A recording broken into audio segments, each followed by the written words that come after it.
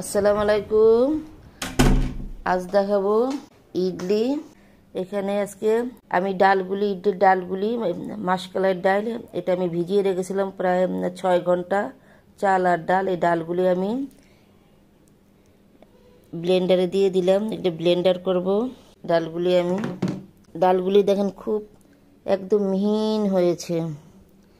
এখন আমি চালগুলি দিয়ে দিলাম।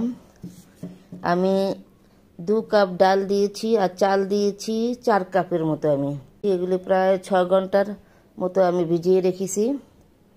সামান্য একটু পানি দিলাম চালের সাথে। চালটা যখন ব্লেন্ডার করা হবে তখন একটু দানা দানা থাকবে, এটা ডালের মতো মিহি হবে না।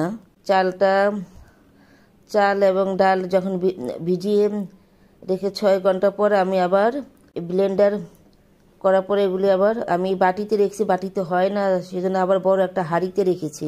ডালগুলি দেওয়ার পরে দেখতে হয় না, এটা ফুলে কিন্তু এটা অনেক ডাবল হয়ে যাবে, ফুলে অনেক ফুলবে কিন্তু ডালগুলি। এটা ব্লেন্ডার করার পরে আমি প্রায় 10 ঘন্টার জন্য এটা ঢাকনা দিয়ে একটু গরম জায়গায় একটু রেখে দেব।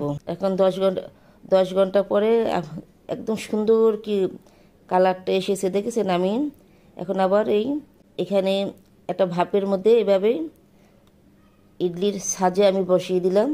এটা নামিয়ে 2-3 মিনিট রেখে দিতে হবে। ঠান্ডা হলে সুন্দর আস্তে করে চামিচ দিয়ে এভাবে উঠিয়ে নেওয়া যাবে। গরম হলে লেগে থাকবে, ঠান্ডা হলে এটা আস্তে নিজে একটু চামিচের মাথা দিয়ে একটু দিলে উঠে যাবে, যে সুন্দর উঠে যাচ্ছে।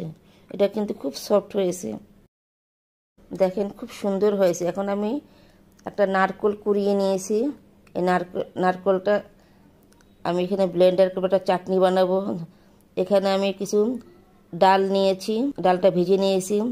আদা নিয়েছি, কিছু আদা কুচি নিয়েছি, কাঁচামরিচ, কিছু সামান্য পরিমাণ তেঁতুল আন্দাজ মতো, ধনিয়া পাতা, লবণ একসাথে আমি সামান্য একটু পানি দিলাম, দিয়ে একটু ব্লেন্ডার করতে হবে।